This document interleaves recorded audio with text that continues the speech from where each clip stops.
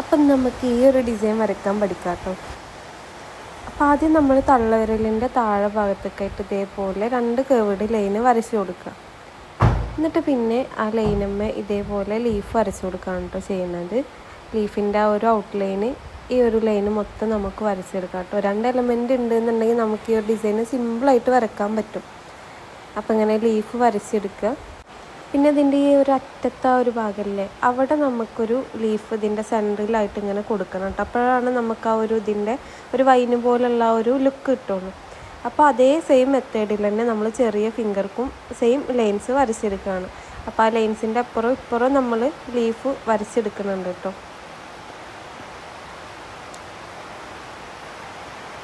ഇപ്പോൾ ലീഫ് വരച്ചെടുക്കുക. പിന്നെ നമ്മൾ ഏതൊരു ഡിസൈൻ വരക്കുമ്പോഴും ചെറിയ ചെറിയ പ്രശ്നങ്ങളും കാര്യങ്ങളൊക്കെ ഉണ്ടാവും. ആരും പെർഫെക്റ്റായിട്ട് വരക്കണവരൊന്നുമില്ല. അപ്പോൾ ഇത് കുറേ പേരുടെ കമൻസ് കണ്ടിട്ടാണ് കേട്ടോ ഞാൻ പറയണത്. കാരണം ഇങ്ങനെയാണ് ഇത്ര പെർഫെക്റ്റായിട്ട് വരക്കണമെന്ന്. നമ്മൾ ഒറ്റ വരയിൽ തന്നെ പെർഫെക്റ്റായിട്ട് കിട്ടുമൊന്നുമില്ല. നമ്മൾ ഇതേപോലെ മായ്ച്ചും വരച്ചും ആണ് പെർഫെക്റ്റ് ആക്കണത്. എന്നിട്ട് പിന്നെ നമ്മൾ ഈ ലീഫ് വരച്ചെടുത്തതിന് ശേഷം ഓരോ ലീഫിൻ്റെ ഉള്ളിലാക്കിയിട്ട് ഇതേപോലെ സ്കാലപ്പ് വരച്ച് കൊടുക്കാം കേട്ടോ. സ്കാലപ്പ് ഒന്ന് തിക്കായിട്ട് വരച്ച് കൊടുക്കണം. എന്നിട്ട് ആ ഒരു സ്കാലപ്പിൻ്റെ ഉള്ളിൽ നമ്മൾ ഇതേപോലെ സ്പൈറൽ വരച്ചിട്ട് അതിൻ്റെ മേലെ ഹംസ് വരയ്ക്കുക. 2 ലെയറിലുള്ള ഹംസ് വരയ്ക്കുക. അങ്ങനെ മേലക്ക് ഈ ഒരു പോർഷൻ്റെ ഉള്ളിൽ, അതായത് ആ ഒരു സ്കാലപ്പിൻ്റെ ഉള്ളിൽ മൊത്തം നമ്മൾ ഈ ഹംസ് വെച്ചിട്ടുള്ള ഫ്ലവർ വെച്ചിട്ട് ഫില്ല് ചെയ്ത് കൊടുക്കുകയാണ് ചെയ്യുന്നത്. അപ്പോൾ ഇത് ഈ ഒരു 2 എലമെൻറ്റ് അറിയുന്നുണ്ടെങ്കിൽ നിങ്ങൾക്കൊക്കെ ഈ ഒരു ഡിസൈൻ സിമ്പിളായിട്ട് വരയ്ക്കാൻ പറ്റും. പിന്നെ ഹെന്ന എലമെൻറ്റ്സ് മാത്രം പഠിച്ചിട്ട് ഡിസൈൻസ് വരയ്ക്കണം എന്നൊന്നുമില്ല കേട്ടോ. നമുക്ക് ഏതെങ്കിലും ഇതേപോലെയുള്ള 2 എലമെൻറ്റ്സ് പഠിച്ചെടുത്തിട്ട് ഇങ്ങനെ ഡിസൈൻ വരയ്ക്കലൊക്കെ സ്റ്റാർട്ട് ചെയ്യാം. അപ്പോൾ സ്റ്റാർട്ടിങ്ങിൽ തന്നെ പെർഫെക്റ്റായിട്ട് നമുക്ക് വരച്ച് കിട്ടണമെന്നില്ല. നമ്മൾ കുറേ പ്രാക്ടീസ് ചെയ്യുമ്പോൾ ബെറ്ററായിട്ട് വരും. അങ്ങനെ നമ്മൾ ആ ഒരു ഇതിൻ്റെ ഉള്ളിൽ മൊത്തം ഇതേപോലെ സ്പൈറലും ഹംസും വരച്ചിട്ട് ഫില്ല് ചെയ്ത് കൊടുക്കുകയാണ് കേട്ടോ ചെയ്യുന്നത്. പിന്നെ നമ്മൾ ഏതൊരു എലമെൻറ്റ് വരക്കുമ്പോഴും നല്ല നീറ്റായിട്ട് വരക്കാമെന്നുണ്ടെങ്കിൽ ആ ഡിസൈനിൻ്റെ ഫൈനലോട്ട് നമുക്ക് അടിപൊളിയായിട്ട് കിട്ടും. അപ്പോൾ ഓരോ എലമെൻറ്റും അല്ലെങ്കിൽ ഏതൊരു ഡിസൈൻ വരക്കുമ്പോഴും നമ്മൾ ശ്രദ്ധിച്ച് നല്ല രീതിക്ക് തന്നെ വരക്കാനായിട്ട് നോക്കണം. ഈ വരച്ച എലമെൻറ്റ് തന്നെ വരക്കുമ്പോൾ അതിനെക്കുറിച്ചിട്ട് ഡീറ്റെയിൽ ആയിട്ടൊന്നും പറയാനില്ല. അപ്പം അങ്ങനെ നമ്മൾ ഹംസ് വെച്ചിട്ടുള്ള ഫ്ലവർ ഈ ഒരു ഡിസൈനിൻ്റെ എല്ലാ ഒരു സ്പേസിൻ്റെ ഉള്ളിൽ ഇങ്ങനെ വരച്ചെടുക്കുകയാണ് ചെയ്യുന്നത്.